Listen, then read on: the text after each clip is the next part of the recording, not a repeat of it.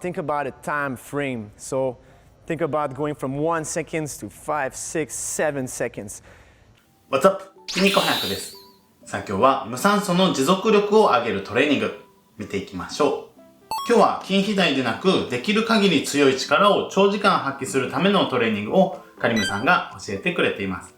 結果的にこの能力が高まれば筋肥大のためのトレーニングの質も高まってきます。早速見ていきましょう。どうぞ。One of the training CrossFit athletes are not doing is actually anaerobic training. When you think about this, you think about developing your power and developing your capacity. So if I want to develop my anaerobic power, think about a time frame. So think about going from 1 seconds to 5, 6, 7 seconds.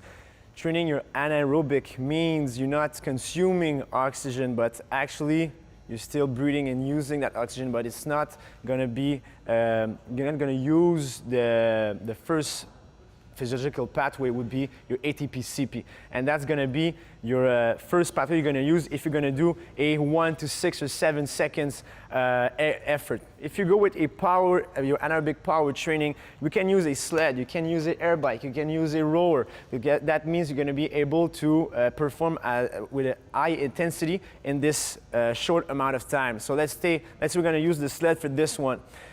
In the training, what I like to do actually is to go with a 10 or 20 meters, building up for your max weight for this distance. So you're gonna build, more strength here, but you're gonna be able to build up a nice build up on your CNS. That's gonna help you to be able to be a little bit more efficient on your anaerobic power. So for this one, let's say we're gonna work for 8 sets of 10 meter sprints with around 20, 30, 40% maximum of that maximum effort you did on the sled. And my rest, we're gonna be much higher. So let's say we're gonna go with a 1 minute 30 rest. So for this little 5, 6, 7 amount of time of effort, I'm gonna have a huge amount of rest because I wanna be I want to put as much power as possible and be as much efficient as possible in that short amount of time.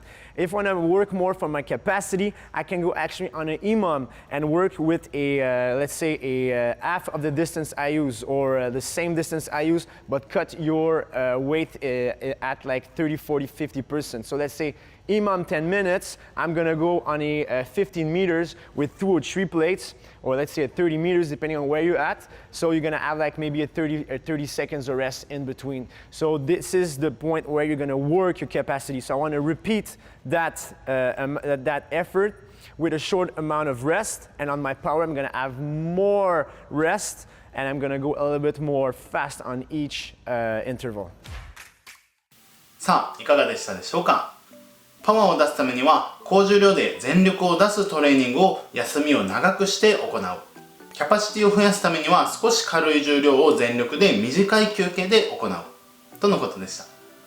普通のジムで行うのであればスクワット、デッドリフト、ローなどできるだけ多くの関節を使う種目でこれらを行うとより効率よく全身のパワー、キャパシティを増やすことができそうです。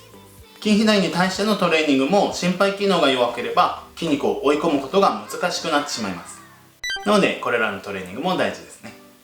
みんなは筋肥大以外のトレーニング何か行っていますか？コメント欄で教えてください。僕は全体的な体力が少ないなと感じるので有酸素をできるだけ行うようにしています。最後まで見ていただいてありがとうございます。感想や動画のリクエスト、チャンネル登録お待ちしています。ではまた。I won't look back when you're around. I won't think twice when you're gone. Don't hesitate.